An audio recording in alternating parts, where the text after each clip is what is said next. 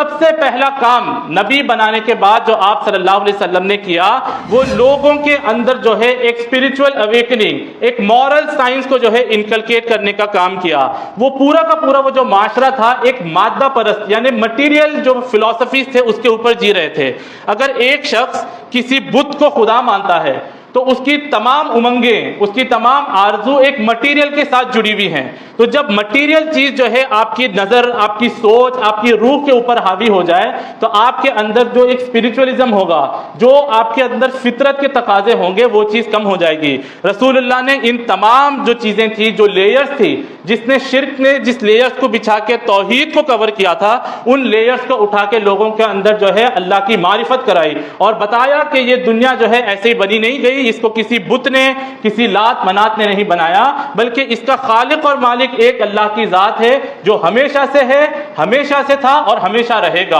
اور قیامت کے دن پوری نوع انسانی کا یہ حساب لے گا۔ یہ توحید کی جو اویکننگ ہوئی لوگوں کے اندر، اور پھر لوگوں نے جب اس کو قبول کیا اور وہ توحید ان کے دلوں میں، ان کے سوچ میں جب راسخ ہو گئی اور ان کو جو ہے یہ جذبہ آ گیا کہ اب اس نظریے کے لیے ہمیں ہمارا تن من دھن اور سب کچھ جو ہے اس کے لیے لگا دینا ہے، تو اسی کے نتیجے میں ہم سیرت میں دیکھتے ہیں کہ حضرت سمیہ رضی اللہ تعالیٰ عنہ کی شہادت ہوتی ہے کہ ایک پہلی خاتون جنہوں نے اسلام کے لیے اپنی جو ہے جان پیش کی، اور وہ کون سا اسلام؟ جو رسول اللہ نے جو ہے توحید کے یہ پیش کیا تھا۔ رسول اللہ کے اوپر جتنے لوگ ایمان لے کے آئے اس میں کئی سارے ٹینیجرز تھے،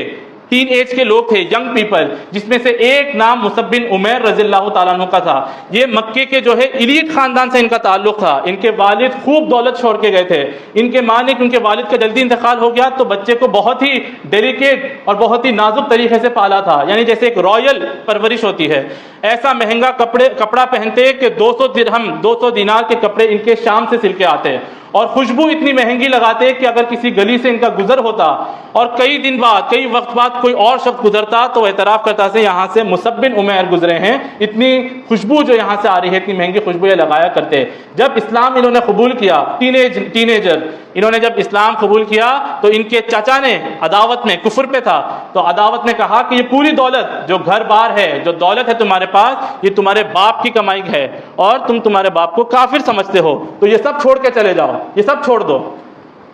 مصعب بن عمیر نے کہا کہ میں اللہ کے خاطر یہ تمام چیز جو ہے چھوڑنے کے لیے تیار ہوں۔ تو چاچا کو جو انریج ہوا کہ میں تو اس کو روکنے کی کوشش کر رہا ہوں اور یہ ایڈمنٹ ہے اپنے سوچ کے اوپر، تو کہا کہ جسم کے اوپر یہ جو کپڑے پہنے ہیں یہ بھی تمہارے حرام باپ کے جو ہے کمائی سے ہیں، جو تمہارے لیے حرام ہے، اس کو بھی اتار کے جاؤ۔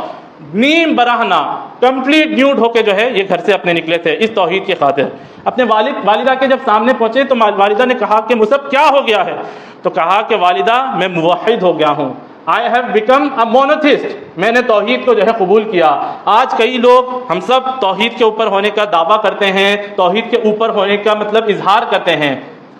ہماری توحید اور اس توحید میں فرق کیا ہے؟ کیا آج یہ چیلنجز توحید پہ ہونے کی وجہ سے ہمارے ساتھ کیا پیش آ رہے ہیں؟ کیونکہ یہ وہ توحید تھی جس کے بارے میں علامہ اقبال نے کہا زندہ قوت تھی زمانے میں یہ توحید کبھی، آج کیا ہے فقط ایک مسئلہ علم کلام۔ آج کی توحید ایک علم کلام کا مسئلہ رہ گیا ہے کہ آپ درگاہ جاتے ہیں یا نہیں جاتے، آپ 12 ربیع الاول مناتے ہیں یا نہیں مناتے، یعنی کہ ایک علمی گفتگو۔ وہ جو تحریک جس سے رسول اللہ نے جو ہے معاشرے کے اندر جو ایک حرارت پیدا کر دی، ایک زندہ قوت، ایک نئی پاور کو اچھالا، وہ ڈائنامک جو ہے توحید کے جو ہے گم ہو گئے، اور رسول اللہ نے پھر اس طریقے سے ان تمام لوگوں کی تربیت کر کے اس تحریک کو آگے بڑھایا۔ جیسے یہ تحریک آگے بڑھی، رسول اللہ کا کام آگے بڑھا تو نئے لیئرز آئے، نئی بیچز آئے، نئے لوگ ملے اور یہ گروپ جو ہے بڑھتا گیا۔ تو آپ صلی اللہ علیہ وسلم نے ان تمام لوگوں کی ایموشنل انٹیلیجنس، جو ایموشنل وزڈم ہے اور اسٹریٹجک مشنز ہے، ان سب کے اوپر جو ہے فوکس کیا۔ آپ کوئی بھی نظریہ مانتے ہیں تو اس نظریہ اگر اس وقت جو سوسائٹی ہے اس کو چیلنج کرتا ہے، اس کے نوز اینڈ ہاؤس کو، اس کی جو سٹرکچر، پاور سٹرکچر ہے اس کو چیلنج کرتا ہے، تو آپ کو ریزسٹنس میٹ کرنا جو ہے یہ لازم ہے۔ لوگ جو ہے ریزسٹنس آپ کو دکھائیں گے، آپ کو بائیکاٹ کریں گے، آپ کو نظر انداز کریں گے۔ اب اگر نارمل کوئی شخص ہے، عام انسان ہے، اگر کوئی شخص اس کا بائیکاٹ کر رہا ہے، اس کے ساتھ جو ہے بدسلوکی کر رہا ہے، اس کی دعوت کا مذاق اڑا رہا ہے، تو لوگ جو ہے گھبرا جاتا ہے، ایموشنل ہو جاتے ہیں۔ اور اس ایموشنل ہونے میں پھر وہ غلط اقدام اور غلط فیصلے لے لیتے ہیں۔ رسول اللہ نے جو ہے ایموشنلی جو ہے ان لوگوں کو اتنا مضبوط کیا، اور قرآن کی وہ آیت کہ ہم لازماً تم کو آزمائیں گے، وَلَنَبْلُوَنَّكُمْ بِشَيْءٍ مِّنَ الْخَوْفِ وَالْجُوعِ وَنَقْصٍ مِّنَ الْأَمْوَالِ وَالْأَنفُسِ وَالثَّمَرَاتِ وَبَشِّرِ الصَّابِرِينَ، کہ ہم لازماً بھوک سے، فقر و فاقہ سے، خوف سے، جان کے اور مال کے، ان سب سے تمہیں آزمائیں گے، اور صابرین جو رہیں گے ان کے لیے جو ہے بشارت ہے۔